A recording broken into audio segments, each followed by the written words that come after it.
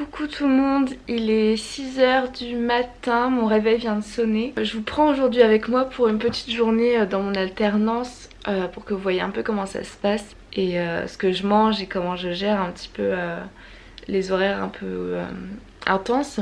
Là le matin je me dépêche vraiment, je vais vraiment me dépêcher parce que en gros je me prépare en une demi-heure. Je pars à 6 h30 pour prendre mon train à 7 h15. Donc je vous expliquerai vraiment juste après un peu comment va se dérouler ma journée, où je vais, ce que je vais faire, comment je gère au fur et à mesure la faim, la nourriture que j'emporte ou pas, ma relation au travail avec la nourriture aussi. Et puis d'autres choses hein, au fur et à mesure de la journée en fonction de ce qui me vient en tête, on verra tout ça. Donc je me prépare rapidos. On se retrouve à partir du moment où je mange quelque chose et ça va être juste avant de partir. Coucou, il est très exactement 6 h32, donc j'ai quelques minutes juste avant de partir. Avant de partir je bois toujours un jus de fruits, en ce moment j'ai celui-là.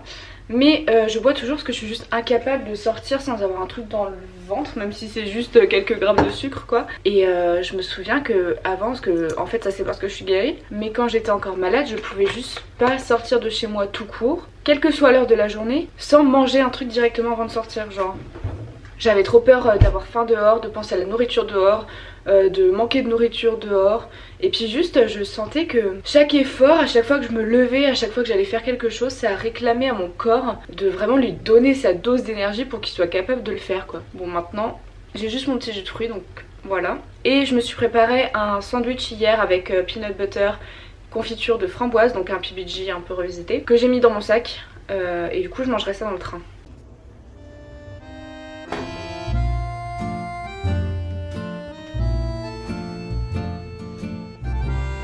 Donc en gros pour vous expliquer ma journée, en fait moi j'habite à Lyon et 2 fois par semaine je fais l'aller-retour à Grenoble parce que je travaille dans une bibliothèque là-bas. Et du coup c'est vrai que c'est un rythme un peu soutenu l'alternance par rapport un peu à mes autres camarades de classe, mais on s'y fait.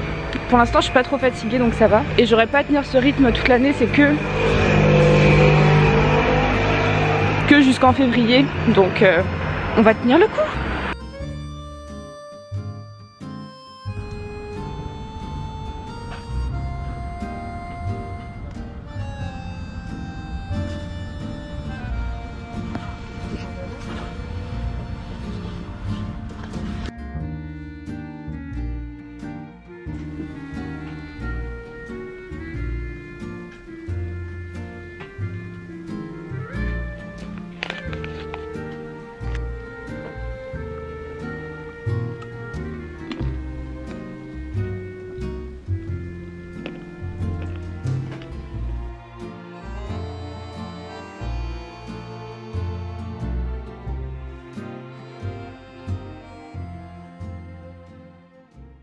J'avais un gros souci avant, c'est que vraiment je refusais de prendre des snacks entre les repas et notamment entre le petit déj et le déjeuner, je voulais pas, alors que je me suis toujours levée assez tôt avec mes cours et tout. Il faut se dire que c'est ok, genre là je me lève à 6 h, clairement je tiens pas jusque midi sans rien manger entre mes 2 repas et c'est pas grave, c'est normal en fait, c'est juste que le corps a une activité plus longue et du coup qu'il a juste besoin d'énergie plus longuement. Il faut pas voir la nourriture comme un truc qui va vous faire grossir, mais juste comme quelque chose qui vous fournit de l'énergie pour faire ce que vous avez à faire. Du coup prévoyez toujours des petits trucs dans votre sac au cas où pour pas vous retrouver dehors affamé, tomber par terre parce que vous avez rien à manger sur vous. Je sais que parfois on fait exprès de ne rien prendre dans son sac, ça m'est arrivé beaucoup de fois, de faire exprès de rien prendre pour pas craquer et pour ne pas manger quoi que ce soit et du coup se priver et se restreindre volontairement, c'est pas du tout la bonne solution.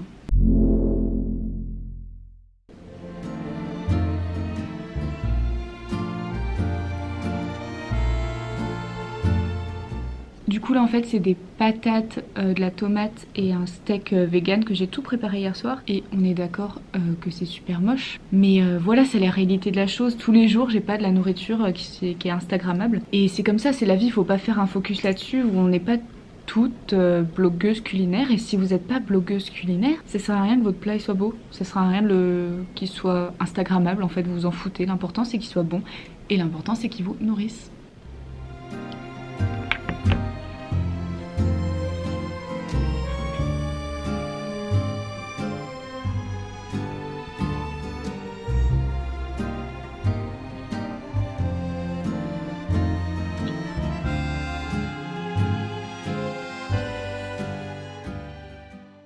Du coup là j'ai fini de manger, je reprends dans genre 10 minutes.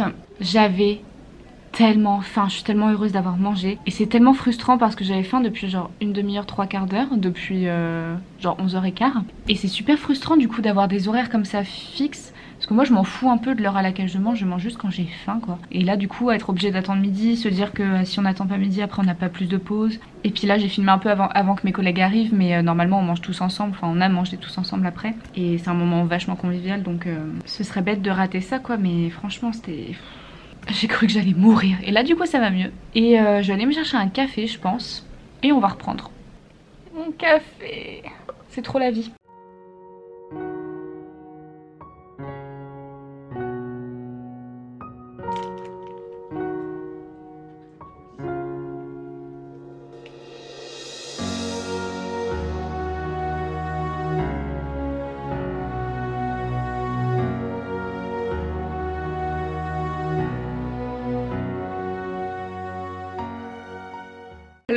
Hello, il est 20h15 et du coup là je vais manger, j'ai vraiment pris mon temps ce soir parce qu'en fait après des grosses journées comme ça j'ai pas spécialement faim.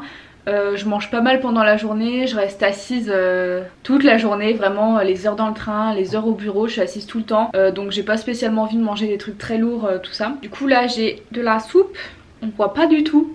Et normalement dans mes soupes je mets des graines de chanvre mais j'en ai plus, je les ai finies hier soir.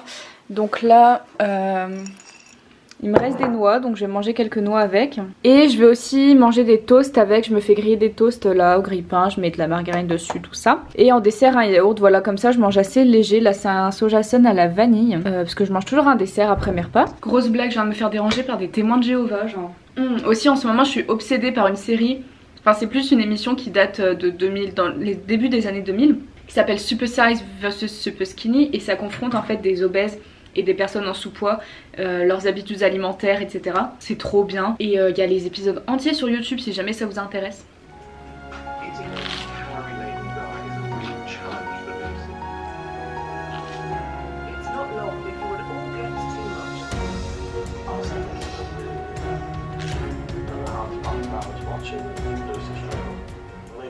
Avant de continuer mon émission, je pensais à un truc, c'est que du coup là je parle un peu de rythme soutenu, etc. C'est vraiment quelque chose qui m'a marqué pendant ma guérison de l'anorexie, parce que même quand j'étais au plus bas de ma maladie, je travaillais quand même beaucoup. Déjà j'étais encore à l'université, j'étais à Cambridge, donc il fallait vraiment que je travaille. En plus j'avais mon mémoire en plus de ça, ta gueule. En plus de ça j'étais barmaid et je faisais des babysitting qui se terminaient super tard, genre à 4h du mat, et il fallait manger avec les enfants en fait. Manger plein de riz, manger plein de pâtes, ce genre de choses, c'était vraiment... pas une partie de plaisir. Et tenir le choc d'être barmaid dans des soirées étudiantes, pareil jusque 4h du matin, alors que tu fais 2/3 de ton poids, même pas, c'était compliqué aussi. Non, aussi au tout début quand je suis tombée malade, j'étais serveuse dans un restaurant, donc j'étais pareil au milieu de la bouffe. Après quand j'ai guéri, pareil j'ai été barmaid toute l'année dans un bar qui fait aussi restaurant, donc c'est même moi qui préparais la nourriture, etc. Cette année j'ai travaillé dans un street food festival, donc il y a vraiment ce truc, j'ai l'impression que la bouffe me suit partout où je travaille. Donc si ça vous arrive et que vous devez travailler dans un environnement où la nourriture vous entoure, le meilleur conseil que je puisse vous donner c'est d'en profiter et juste de manger en fait. Si vous avez le droit, mais... si la nourriture est à votre disposition, que vous avez la possibilité d'en manger, mangez-la. Et peu importe ce que les gens pensent autour de vous, limite confiez-vous à eux. Moi mes collègues, je leur avais dit que j'étais en train de guérir d'anorexie, etc. Ils s'en fichaient quoi, ils comprenaient. Je me souviens d'un soir particulièrement où je m'étais pris une fat assiette. Un client habitué machin qui me sort tu manges pour 10 là. Enfin genre il a pas dit ça exactement, mais une connerie du même genre vous voyez. Et ça m'a fait vraiment beaucoup de mal, j'avais juste envie de jeter mon assiette quoi. Et là mon collègue il l'avait entendu, il est venu, il m'a dit non mais l'écoute pas, mange, vas-y, t'inquiète pas pour ce qu'il dit machin. Et c'est tout ça pour dire que dans un environnement comme ça il faut pas hésiter à partager un peu ses inquiétudes pour se sentir soutenu, pour se sentir moins seul face à la nourriture. Voilà, quand on crève d'envie de passer sa vie dans la cuisine et qu'à côté il y a vos collègues, et ben le fait de le dire, je trouve que ça diminue l'envie en fait. Et ça fait vraiment relativiser les choses. Quand j'étais accompagnatrice linguistique, on était en famille d'accueil, bah bam, je veux dire les repas tu les contrôles pas en fait, c'est la famille d'accueil qui les fait pour toi. C'est très compliqué à gérer tout ça. Ah oui, et du coup pour récapituler un petit peu toute la journée que vous avez vue aujourd'hui, voilà mes 2 conseils principaux, c'est de 1. toujours prendre des snacks dans son sac parce que vous savez pas quand est-ce que votre corps va avoir faim. En fait vous pouvez pas intellectualiser votre faim et vous dire il faut que je mange à cette heure là, il faut que je mange ceci à cette heure là. Vous savez pas comment votre journée va se dérouler et vous savez pas de quelle façon votre corps va consommer l'énergie. Peut-être qu'il fera un peu plus froid, peut-être que je sais pas, vous allez bientôt avoir vos règles, peut-être que va y avoir un petit coup de stress, peut-être que votre collègue va ramener des gâteaux. Vous savez pas du tout ce qui se passe et vous pouvez pas le contrôler et du coup il faut pas essayer de prévoir ce que vous allez manger, il faut juste essayer de prévoir sa faim et se dire peut-être que là j'y pense pas mais à cette heure là j'aurais faim donc allez je prends une barre de céréales en plus, je prends un fruit en plus, je prends un petit gâteau en plus. J'ai envie de dire vous n'êtes pas obligé de les manger et si vous pensez encore que à partir du moment où c'est dans votre sac vous serez obligé de le manger, que vous ne pourrez pas vous contrôler, que ça va forcément partir, alors mangez-le. C'est vraiment que vous êtes en déficit et que là votre corps il a vraiment besoin de cette nourriture. Donc pareil quand vous avez des horaires décalés, si vous travaillez de nuit, que vous terminez tard, ne vous dites pas non mais j'ai pris mon dîner à 20 h ou à 19 h, je mange plus jusque demain matin. En fait c'est comme si vous enchaîniez sur une deuxième journée et ça vous viendrait pas à l'idée raisonnablement de ne pas du tout manger du matin jusqu'au soir pendant une journée de cours et de vous dire je rate le déjeuner parce que quoi. Prévoyez de la nourriture, vous vous donnez pas d'horaire, si vous avez encore faim plus tard et que vous avez plus à manger, bah vous vous en achetez. Et il n'y a rien de mal à cela parce que moi ça m'arrive très souvent. Aujourd'hui j'ai à peu près tenu le rythme que j'avais entre guillemets prévu dans mon sac, mais ça m'arrive extrêmement souvent d'aller à la cafette de l'école et de me racheter des trucs à manger. Je commence à un peu trop parler là donc je vais finir ma soupe parce qu'elle va refroidir. Et je pourrais peut-être conclure sur le fait que si vous êtes en début de guérison à un poids extrêmement très faible, là vous bannissez... ma tartine a brûlé. Bon. Si votre médecin vous dit pas d'exercice blablabla, vous bannissez ces travaux intensifs. Vous bannissez ça, ces horaires intensifs, ces horaires étendus, ces horaires de nuit, super tôt le matin, machin. Parfois on n'a pas le choix, donc dans ce cas-là, bon, on fait avec. Mais si vous avez le choix, vous les bannissez. Parce que ça va juste ralentir votre prise de poids. Et ne faites pas exprès de le faire dans ce cas-là. Et une fois que vous vous sentez prêt, et ben go for it. Parce qu'en fait, c'est ça qui nous permet aussi de retrouver un rythme de vie... entre guillemets normal, mais en tout cas comme les autres gens l'imagineraient. Et quand on est autour de gens comme ça, on a tendance à oublier sa maladie. Et du coup on se sent beaucoup mieux, on est moins enfermé dans sa tête. Et c'est que quand on retrouve une vie sociale qu'on finit par totalement s'épanouir et totalement guérir. En attendant moi je vous fais des bisous. Et on se retrouve pour une prochaine vidéo, j'espère. J'espère. On se revoit bientôt. Ciao ciao.